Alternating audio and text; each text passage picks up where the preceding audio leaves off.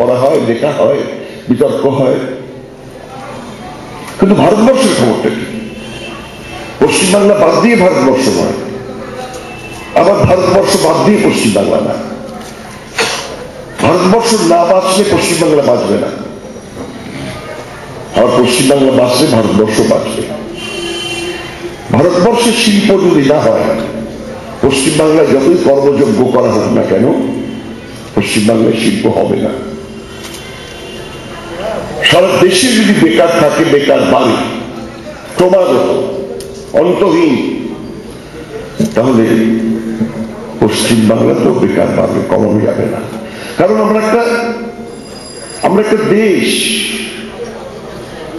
Integrated whole, আলাদা করে কেউ করতে পারে না। এবং কেন্দ্রীয় সরকারের নীতির ভিত্তিতে দেশটা চলবে। তাদের ট্যাক্স করার অধিকার বেশিরভাগ, 90% তাদের, খরচ করার অধিকার তাদের, আমদানি রপ্তানি ঠিক করার তাদের, ধানের সংগ্রহ মূল্য ঠিক করার অধিকার তাদের, পাটের দাম ঠিক করার অধিকার তাদের।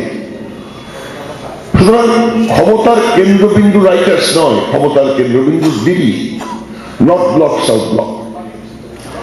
সুতরাং যে নীতির ফলে আজকে দেশে একটা দুঃসহ পরিবেশ, সেই নীতির বিরুদ্ধে যদি লড়তে হয়, তাহলে সেই সরকারের নীতিকে যখন বিবৃত করার জন্য রাষ্ট্রপতি আসবেন, সেদিন ভগভট করে আমরা বলবো তোমাদের এই নীতির আমরা বিরুদ্ধে। এটাই আমাদের বাধ্যবাধকতা ছিল। সুতরাং 21 তারিখ না জেনে করেছি, দয়া করে ক্ষমা করুন তা নয়, আমরা জেনে করেছি, কারণ এই রাজনৈতিক বাধ্যবাধকতার কারণে। এই যে সীমাহীন দুর্গতি মানুষের জন্য, তার বিরুদ্ধে বারবার আমরা প্রতিবাদ করছি। আজকে খুব ডেসপারেটলি আমরা দুদিনের একটা ঐতিহাসিক ধর্মঘট করে সরকারকে ধাক্কা দিতে চাই। আমাদের স্লোগান হচ্ছে হিট ব্যাক, পাল্টা আক্রমণ করো। যে তোমাদের আক্রমণ করেছে তাদের উপর পাল্টা আক্রমণ করো।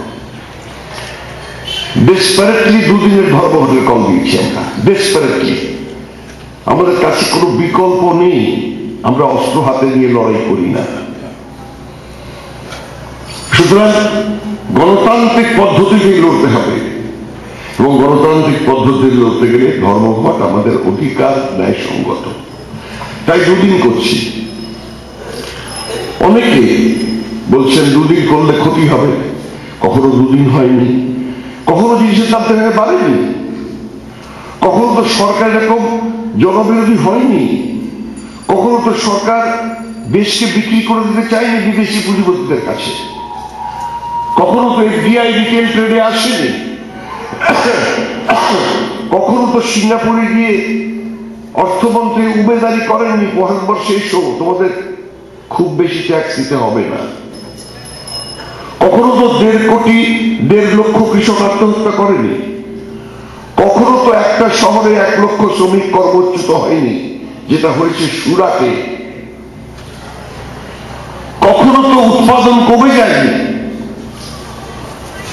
কখনো তো লগ্নি কমে যায়নি, কখনো তো সঞ্চয় কমে যায়নি, ইনভেস্টমেন্ট কম, সেভিং কম। ভারতবর্ষের অর্থনীতিটা সংকুচিত হচ্ছে, এটা বুঝুন আপনারা। এবং অর্থনীতি যদি সংকুচিত হয়, সব থেকে আগে শ্রমিকরা এফেক্টেড হবে, তাদের বোনাস কমবে, মাইনে কমবে, তাদের কর্মস্থায়িত্ব কমবে।